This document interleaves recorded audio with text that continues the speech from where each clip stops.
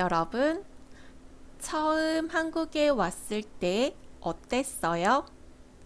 기분이 좋았어요?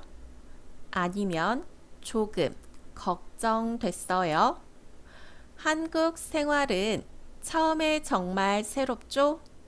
오늘은 한국 생활을 말할 때 자주 쓰는 어휘를 배워볼 거예요. 처음의 마음부터 지금의 마음까지 같이 볼까요? 처음 한국에 왔을 때 모든 것이 새로웠어요. 버스도 새롭고, 음식도 새롭고, 거리도 새로웠어요. 사람들이 말하는 한국어도 빠르게 들렸어요. 그래서 이런 생각이 들 수 있어요. 신기하다. 그런데 조금 어렵다. 첫 번째 표현은 부푼 꿈을 가지고 오다. 부푼 꿈은 큰 기대, 좋은 기대를 말해요. 저는 부푼 꿈을 가지고 한국에 왔어요. 공부도 하고 싶고, 일도 하고 싶고, 친구도 만들고 싶어요. 이럴 때 사용할 수 있어요. 부푼 꿈을 가지고 오다. 다음 표현은 설레다, 신기하다. 설레다는 좋은 일이 있을 것 같아서 마음이 두근두근 한 거예요. 처음에는 정말 설렜어요. 그리고 신기하다는 처음 봐서 재미있고 놀라운 마음이에요.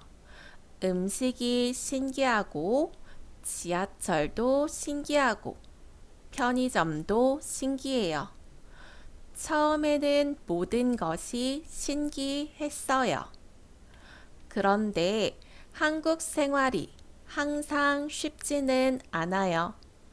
말하고 싶은데 한국어가 잘 안 나와요. 무슨 말을 해야 할지 잘 몰라요. 그럴 때 우리는 이렇게 말해요. 답답하다. 말하고 싶은데 말할 수 없어서 답답했어요. 여러분도 이런 경험이 있나요? 다음 표현은 오해를 받다, 속상하다. 한국어가 아직 서툴 때 내 마음과 다르게 전달될 때가 있어요. 나는 좋은 뜻으로 말했는데 상대방이 다르게 이해해요. 이럴 때 오해를 받다. 서툰 한국어 때문에 오해를 받을 때가 있어요. 그럴 때 마음이 아프죠? 이 마음은 속상하다. 그럴 때 정말 속상해요.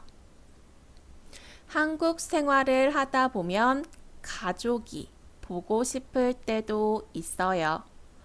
고향 음식이 생각나요. 친구들도 생각나요. 밤에는 더 그리울 수 있어요. 이럴 때 쓰는 표현이 있어요. 향수병에 걸리다.